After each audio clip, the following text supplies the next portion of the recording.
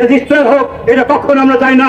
কাজেই পুরনো বন্দোবস্তকে আমরা ফিরে যেতে চাই না, ফিরে যেতে দেব না। পিয়ার পদ্ধতির মাধ্যমে জুলাই বিপ্লবে যারা রক্ত দিয়েছে, জীবন দিয়েছে, শহীদ হয়েছে, তাদের আত্মার মাগফিরাত কামনা করছি।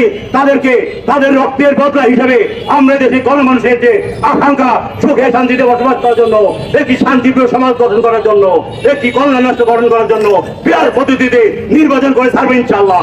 সংগ্রামী সাথী ও বন্ধুরা, বিশ্বাস ধর্ম নাই, বুঝে শুনে কথা বলে। আপনারা জানেন পিয়ার পদ্ধতিতে নির্বাচন হলে প্রত্যেকটা মানুষ তার ভোটের অধিকার ফিরে পাবে। আপনারা জানেন এই পিয়ার পদ্ধতিতে নির্বাচন হলে নমিনেশন বাণিজ্য আর থাকবে না। প্রত্যেকটা দল তারা নির্বাচনের আগে কোটি কোটি টাকা নমিনেশন বাণিজ্য করে থাকে। এই নমিনেশন বাণিজ্যের মাধ্যমে তারা সংসদে যে তাদের টাকা তোলার জন্য তারা টাকা হয়, তারা লুটেরা হয়, তারা ধর্ষক হয়, তারা সমাজকে লুটে ফুটে খায়। আমরা এই অবস্থা ফিরে যেতে দিতে চাই না। আমরা পিয়ার পদ্ধতিতে নির্বাচন চাই, প্রত্যেকটা মানুষের অধিকার ফিরে যেতে চাই। কাজে আসুন, বিশ্বাস ধর্মনায় যে ডাক দিয়েছে সেই ডাকে সাড়া দিয়ে আমরা বাংলাদেশকে একটি কল্যাণ রাষ্ট্র প্রতিষ্ঠা করার জন্য, শান্তি সুখের সমাজ প্রতিষ্ঠা করার জন্য পিয়ার পদ্ধতিতে নির্বাচন প্রতিষ্ঠা করে ছাড়বো ইনশাআল্লাহ।